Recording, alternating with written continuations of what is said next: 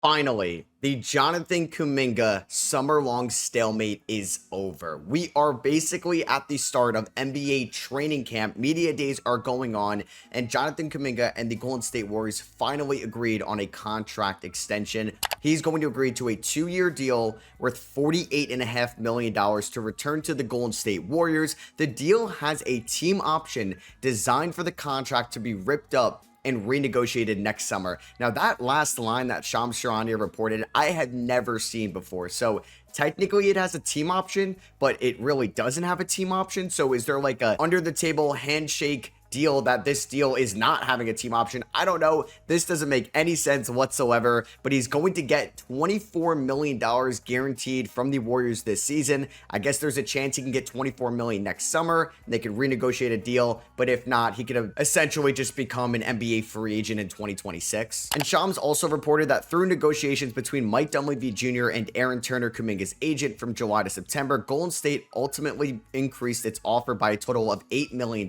in the 2-year framework and guaranteed Kuminga approximately $15 million more than his qualifying offer would have had for this upcoming season. So Kuminga is going to get more money this year than he was scheduled to make if he just accepted the qualifying offer. So Golden State does do him a favor there, but then they will also be able to trade Kuminga potentially this season. But then Shams also reported that Kuminga chose this 2-year deal over 3 years and $75 million so he can maintain a higher level of control over his immediate future. The Warriors never wavered on the team option frameworks. Now both sides understand the likelihood of exploring trades when Kuminga is eligible to be traded in January. I mean, this has to be one of the more awkward situations here, given what Shams just said, that it's very likely that they're going to try to trade Kuminga this year. And that's why they also wanted to up the dollar amount of Kuminga's contract, because now you can include that $24 million contract into so many different trade options as well. If Kuminga was just making $8 million, yeah, you're not really getting a high level player unless it's somebody under a rookie contract going forward. So players making around $24 million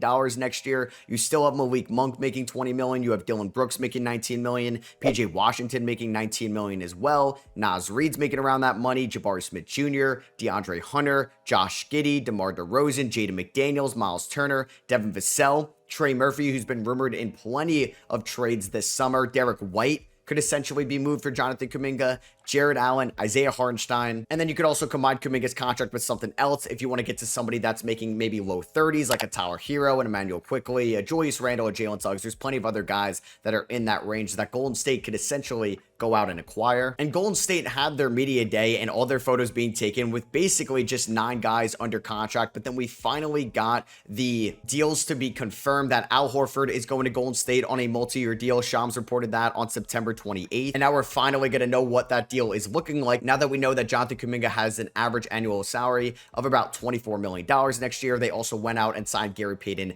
II, bringing him back, and D'Anthony Melton, who was a great Warrior to start off last year's season, but unfortunately tore his ACL, so they used his matching salary to go out and get Dennis Schroeder, who they eventually included in the Jimmy Butler deal. Those guys are returning. It's been reported that Will Richard, their second-round pick, is signing a 4-year guaranteed contract. Alex Tui, another second-round pick, is signing a 2-way contract. And there's been some rumblings that Seth Curry is going to be joining the Golden State Warriors as well. So then when you look at the Golden State Warriors roster going into next year's season, it finally looks like a normal NBA page. You have your top contracts like Steph Curry, Jimmy Butler, and Draymond Green. You have your middle contracts like Moses Moody, Buddy Hield, and Brandon Podziemski. And you have your cheaper contracts of Quinn Post, Trace Jackson Davis, Guy Santos, and Brandon Podziemski, with those guys that I just talked about recently signing with Golden State now coming into the fold. So we could see the lineup next year of Curry at the 1, Podziemski at the 2, Jimmy at the 3, Draymond at the 4, and Al Horford at the 5. They can also sub Podziemski out and put in somebody like Gary Payton or D'Anthony Melton for a little bit more defense in that rotation as well. Al Horford is one of the best centers that could space the floor that Steph Curry has ever played with. Definitely one of the better big men, not named Draymond Green, that Steph has played with as well, who is somebody that could still lock in defensively at his age and still averaged 9 points, 6 rebounds, and shot 36% from 3 last year as a 39-year-old. And I never really thought that Jonathan Kuminga was going to end up playing on the qualifying offer. It just really didn't make a lot of sense whatsoever. Now, I am shocked that he kind of turned down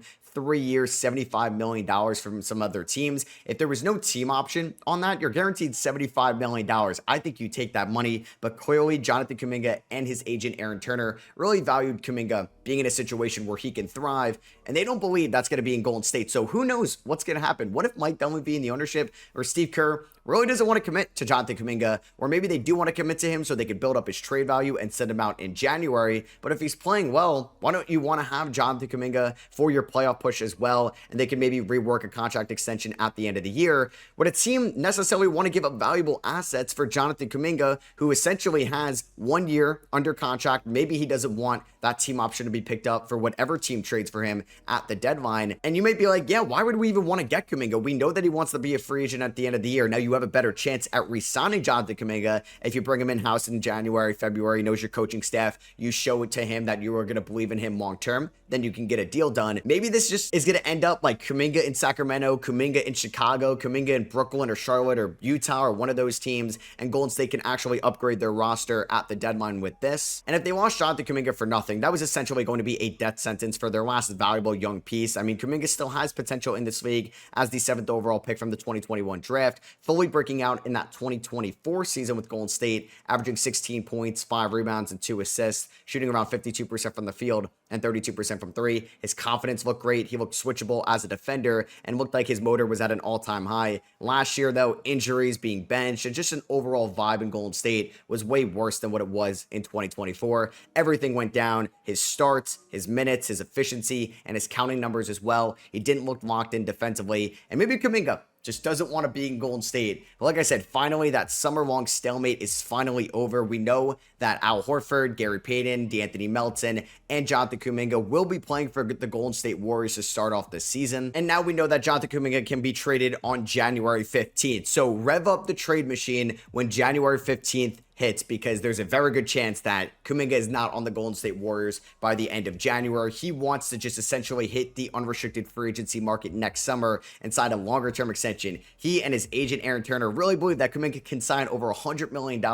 in free agency over the course of 4 or 5 years. And we're going to see if this bet is going to pay off, because in a year from now, we may look at this whole situation and Kuminga left a lot of money on the table. It reminds me a ton of Dennis Schroeder and even KCP in the past as well. And we've seen guys like Tyrese Maxey really bet on themselves, Fred VanVleet as well, and it worked out for them when they became restricted free agents or unrestricted free agents. We'll see if it's going to happen with Kuminga. We'll see if he's going to be as locked in for the Golden State Warriors, with kind of the thought in the back of his mind that he's not going to be on this roster in 6 months from now. We'll see if Steve Kerr is going to believe him. We'll see if the offseason training, maybe his outside jumper is going to look a little bit better. Maybe he's going to improve his post game, or just his overall defense will allow him to either sign a long-term deal with Golden State, or more likely just fetch Golden State assets at the deadline, and Kuminga can prosper somewhere else for a team that wants to make Kuminga a top 3 or 2 scoring option on their team. Now, we still have Quentin Grimes. That's a restricted free agent as well. That should happen any minute now. You may even know by the time you guys are watching this video. I'm assuming Quentin Grimes is going to play on the qualifying offer or a little bit above it, so then Philadelphia can have the flexibility to trade Quentin Grimes throughout the year, because if he just signs the qualifying offer, Quentin Grimes has a de facto no trade clause. But if they give him a little bit more money going forward, then they could eventually trade Quentin Grimes to a team that maybe is contending this year at the deadline. Or maybe we see something like Jonathan Kuminga and Quentin Grimes, and it's a 1+1 that has